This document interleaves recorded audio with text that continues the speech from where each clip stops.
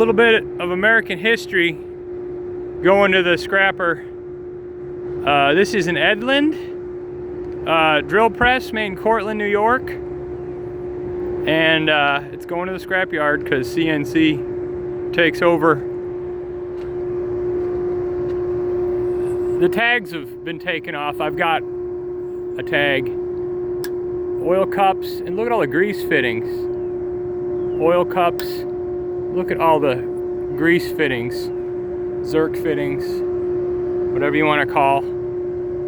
Great drill press. You can see the counterbalanced chain, counterbalanced chain. The power feeds, just beautiful. Oil cups, power feeds. Somebody's got a cheater on that one. This is back gear. And look at these cranks. This is for the Reeves drive. Oops. It's for the Reeves drive. And it's got a speedometer cable, flexible shaft. Big old gearbox housing. Edlund, Cortland, New York. There's another U.S. Burke horizontal mill going to the scrapyard. Kind of neat, kind of cool. Anyhow, what a beautiful drill press. It's too bad.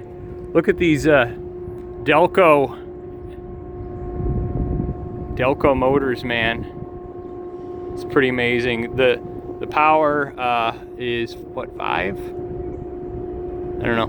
But this is just, you know, this is the old rise and fall. How it makes the spindle go up and down vertically. Just a neat thing. It's too bad that tool holders, coolant. It's just too bad. Full knee on that table, but we're going to the junkyard with it, and I just wanted to document.